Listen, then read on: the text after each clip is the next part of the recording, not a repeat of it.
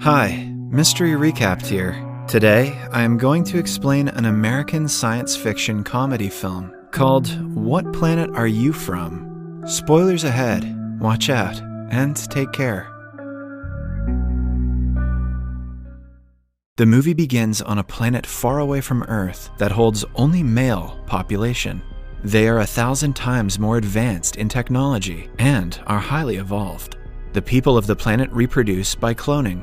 Because of this, their reproductive organs have shrunk and disappeared. No wonder they're so productive. The lack of females has caused men to evolve into emotionless creatures. With each succeeding generation, the inhabitants of the planet are growing more ambitious to rule the entire universe. Currently, they are planning to take over the Earth. The ruler of the planet, Graydon, plans to breed a human-alien hybrid to use them for his own good. For this, they train their finest men to go to the Earth, woo a lady, and impregnate her. In the training, they are taught how to flirt and have sexual intercourse. The leader stresses them to compliment a woman's scent and her shoes, which is sure to land them a date. After days of training, they choose the best flirt of their kind, H14496, for the mission to Earth. He is going to be known as Harold Anderson. The leader asks Harold to be careful, because no matter the training, a name like Harold is going to make this difficult. Also, the people on Earth are unpredictable.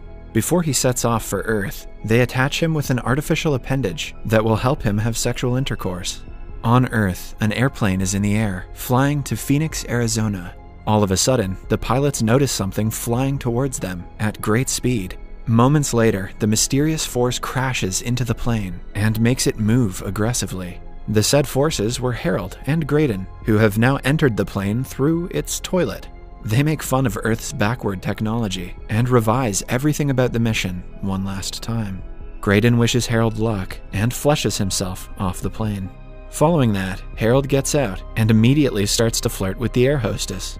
Most of the passengers are shaken by the turbulence they just faced, so the woman thinks it is weird that the man is hitting on her. Wow, Harold is more like human men than he knows.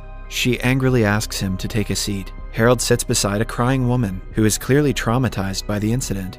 He compliments her shoes and her smell, but he gets no positive response. He realizes that the mission is not going to be easy, but he is determined to get someone impregnated. After the plane has landed, an employee of the FAA, Roland Jones, is called to inspect the cause of the heavy turbulence. He has been working in the FAA for years and believes that all undefined activities that happen on the plane are either caused by a flock of birds or by a drunk crew. He is then handed a video that a passenger took when they hit turbulence. Somewhere else, Harold gets off the plane and starts to hit on every woman he sees. When a woman bends over, his crotch starts to make a whirring noise. He figures that the artificial organ has a defect, that whenever he is turned on, it starts to make noise. The woman runs away after hearing the vibration coming from his pants. Following that, Harold goes to the bank he is supposed to work at. He has already been hired because of Graydon's influence. A co-worker, Perry Gordon, befriends him and teaches him the ins and outs of the bank. He also introduces Harold to the office manager and his girlfriend, Rita. Then, Harold meets his boss, who claims he is also seeing Rita. Somewhere else, Roland watches the video from the airplane, and for the first time in his life, he cannot explain what caused the turbulence. The challenge excites him, and he makes it his mission to solve the mystery. After work, Perry brings Harold to a strip club to get him a girl. They meet a sex worker, Cheryl, who agrees to spend the night with him. Harold is beyond excited, but Cheryl is weirded out by the loud whirring sound coming from his crotch. Moreover, she asks him to wear a contraceptive, which defeats his entire purpose. The next morning, he briefs Perry about the disastrous night. Perry promises to take him to an AA meeting, which he claims is an even better place to pick up girls. That night, they visit one and listen to stories about women's struggle with alcoholism and sobriety. One woman named Susan Hurt catches Harold's attention. After her speech, he approaches her, but is stopped by the air hostess he met on the flight. She asks him to spend the night with her. Outside, Perry accidentally bumps his car into Susan's car, and the two get into an argument. Somewhere else, Harold and the air hostess are in bed together. Everything goes well, until she gets a call from a married pilot who she loves. Harold comments that she is helping him cheat, which makes her kick him out. Roland's wife thinks that he is cheating on her because he has never been this excited to go to work. He tries to explain that he is excited about the incident that took place at work, but she doesn't believe him. At work, Perry's wife Helen comes to meet him. Harold is instantly attracted to her, but is disappointed when he finds out she is married. Moments later, he notices Susan talking to the receptionist. She has come to meet Perry to talk about the damages he caused the previous day. Harold introduces himself and asks her out immediately. Susan finds out that he was just at the AA meeting to look for girls and refuses to go out with him. However, a persistent Harold convinces her to go on a date. They go to a restaurant for dinner at night. Harold doesn't tell her much about himself and listens carefully when she speaks. Not knowing that he has been trained to do this, Susan is impressed. He also claims that his purpose in life is to have a child, which makes her believe he is not like a typical man. After dinner, they go back to her apartment. Harold hopes to get lucky tonight, but his plans are in vain when Susan reveals that she is saving herself for marriage. He panics and runs to the washroom to call Graydon. The leader advises him to do whatever is necessary to impregnate her, even if it means marriage. Somewhere else, Roland interviews the cabin crew to try to solve the mystery. The air hostess tells him that all the passengers were panicking, except for Harold, who seemed rather calm. When he checks the passengers list, he discovers no one of that name was aboard the flight. The air hostess reveals that she went on a date with Harold, and also tells him about the strange humming noise that his crotch made when they were together. The man now has all the reasons to believe that the unexplained turbulence was because of Harold and his vibrating crotch. Susan comes to visit Harold while he is at work. She hopes to go out for lunch to make up for the disastrous date. Harold brings up the topic of marriage and asks her if she has thought about marrying him since last night. Susan thinks he is joking, so to make her believe him, he gets on his knees and proposes to her. Even though she is taken aback, she doesn't decline his offer right away. Instead, she asks for some time to think about it. Later that day, she meets her friends to ask for their advice. All of them warn her against marriage, but Susan has already made up her mind. She claims that she is running out of time and cannot miss the golden opportunity. She calls Harold and agrees to marry him. A few days later, Harold does a week's worth of his paperwork and hands it to Perry. Following that, he takes a leave for the wedding. On his wedding day, Susan recites a paragraph-long vow, but he only says that he is very happy to marry her. They are announced husband and wife and sent on a honeymoon. Harold has sexual intercourse for the first time and is overjoyed. Back in the bank, Perry submits Harold's paperwork as his own. He also talks badly about him to his boss in order to get a promotion. When Harold gets back to work, Roland visits him. He inquires about the flight ticket of the plane he boarded to get to Arizona, but Harold claims he has thrown it away.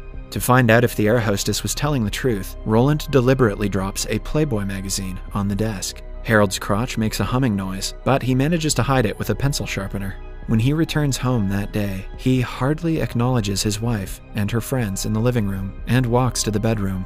Susan is upset about his rude behavior, but is sympathetic when he says he had a bad day at work. He is also worried because Susan hasn't gotten pregnant yet. She assumes that because of her history of alcoholism, she cannot have a child. It doesn't mean much to her because she can still adopt a kid, but Harold hopes that that is not true.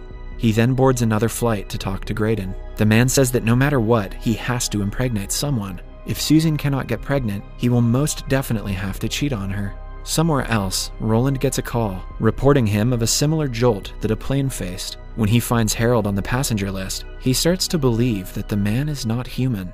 That evening, he follows Harold to the bar to keep an eye on him. Harold meets Perry's wife, Helen, who seduces him.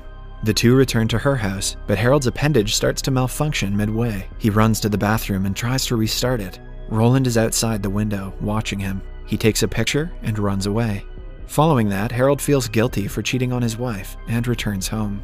He is met with a pleasant surprise when Susan tells him she is pregnant. The couple is overjoyed at the news. Meanwhile, Roland's wife finds Harold's naked pictures in his drawer and assumes that her husband is gay. No matter how much he tries to explain that he is tracking down an alien, she doesn't buy his story. That is a very strange euphemism, Roland. In the meantime, Harold and Susan go to the doctors and find out that their baby is growing at an exponential rate. Although Susan has been pregnant for only 4 weeks, the fetus is 4 months old. When Harold comes to work the next day, he finds out that Perry has gotten the promotion because of the paperwork. Perry mocks him and accuses him of sleeping with Helen, which causes a huge argument between them. The fight ends when Harold punches him in the face. At home, he tells Susan about the incident and cries for the first time. Meanwhile, Roland tells his superiors about his theory. They don't believe him fully, but permit him to investigate the situation further. After only 3 months of pregnancy, Susan goes into labor. Harold drives her to the hospital, and she gives birth to a healthy baby boy. The smile on Harold's face turns into a frown when he sees Graydon outside the room. A while later, he tells Susan that he will have to leave now. Susan doesn't ask him a lot of questions out of surprise. She blames herself for believing him and cries as he leaves. He boards another flight to return to his planet. Roland also follows him to see what he exactly does to make the entire airplane move. Harold walks into the washroom, but before Roland can get to him, the plane experiences turbulence. To Roland's surprise, Harold disappears from the airplane. He reports the incident to his superiors, who don't believe him and fire him from his job. Back on Harold's planet, he tells his fellows that they should aim for universal peace instead of universal domination. Because of this, he is arrested. He also finds out that his baby has been kidnapped and brought to the planet. An agitated Harold takes his baby and runs away to Earth. He appears before Susan, who quickly grabs the infant. She is furious at him for everything he has done. Harold proves to her that he is an alien by flashing a bright light out of his nose. He says that he was forced to leave her, but she doesn't forgive him. When he goes outside, Roland catches him. However, the man has already been fired, so he doesn't care about Harold's secret. As they talk, Graydon appears and points a gun at them, but Roland shoots him dead. Moments later, Susan runs outside and says that she loves him. The two reconcile and share a passionate kiss. In the following scene, the couple is renewing their vows in a tower. After the ceremony, Harold tells her that he has been selected as the new leader of their planet. He plans to commute to stay closer to his family. Subscribe for more videos like this, turn on notifications, and leave a like to help the channel out. Thank you for watching.